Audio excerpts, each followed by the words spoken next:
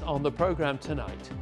Anger at plans to house asylum seekers at RAF Scampton ahead of a public meeting tonight.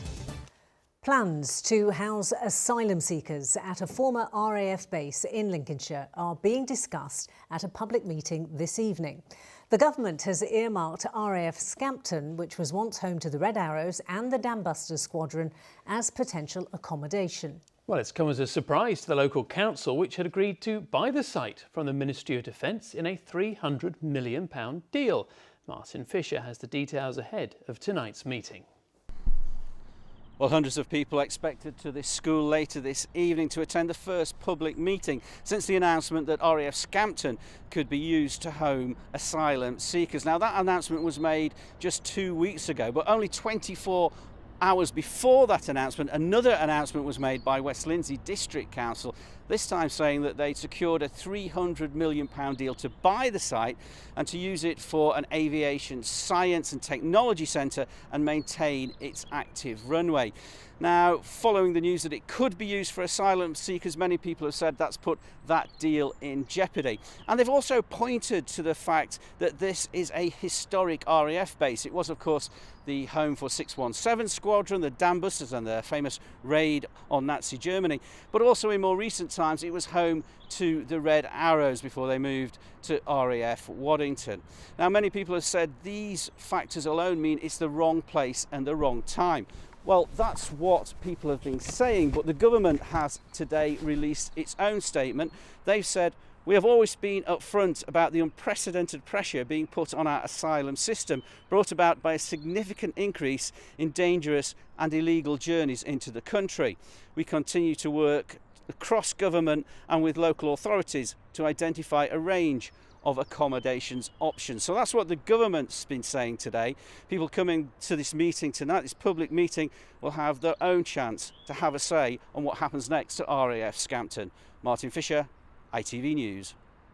So welcome to Calendar, and first this evening to the ongoing row over the possible housing of asylum seekers at a former RAF base, which was once home to the Red Arrows and the Dambusters squadron. A public meeting is being held this evening after the government earmarked RAF Scampton as a potential site, much to the surprise of the local council, which secured a deal worth £300 million to transform it into a heritage and business centre. Martin Fisher is live in the village for us now. And Martin, I think it's fair to say this could be quite a lively meeting.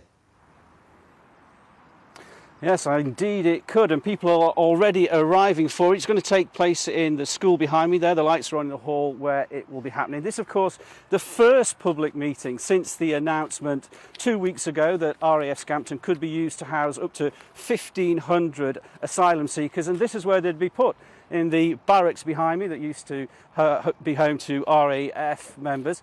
Now, since that announcement, of course, there was an announcement 24 hours earlier, and that was by West Lindsey District Council to say a £300 million deal had been done to transform all of this into an aviation centre of excellence and have an active runway. Now it's not clear whether that's going to go ahead, and that's caused a lot of concern amongst local people. Joining me now from the Parish Council is Tony Somerville. Tony, let's just talk about the process first of all. 1 minute it's going to be an aviation centre, the next an asylum centre. Were you shocked by that? Completely shocked. We had no idea that that announcement was due. I mean, why would you take £300 million away from the local area? You know, complete disbelief. What have people been saying to you since they heard the news? Again, they're in disbelief. They're shocked. We were looking forward to investment, more job prospects, and it appears that this could all be taken off the table. So, you know, people are concerned. There is an argument, of course, that these are asylum seekers and vulnerable people, and we have a duty of care to look after them. And these are empty buildings, after all. It would seem like a good fit. Do you understand that argument? We can understand where the concepts come from, but we just haven't got the local amenities. There's one small shop that looks after the 690 people on Scampton. We've got a small co-op in Welton. The hospital's under a lot of pressure. 1,500 single males in porta cabins. I mean, how do you occupy them? How do you keep them entertained? About their mental well-being? why not break them into smaller groups, integrate them into society so they can be part of the society instead of isolated on an old airbase. It's such a shame that we're going to possibly lose this investment if we don't pull together and put this right. OK, Tony, thanks very much. Well, as I said, the meeting will be going ahead in roughly an hour's time. We'll be staying here for that meeting and we'll bring you a full report on tomorrow's programme. OK, Martin Fisher live at RAF Scampton, thank you.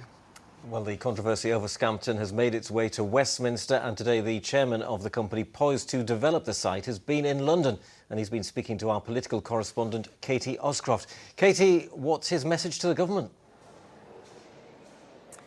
Well, Ian, the chairman of Scampton Holdings, Peter Hewitt, is hoping that his company will bring new jobs to the military base in the form of preserving the airfield and attracting tourism. He went to the Home Office today and told the Immigration Minister directly that all of that investment in an area which is supposed to be in line for levelling up is now at risk of not happening.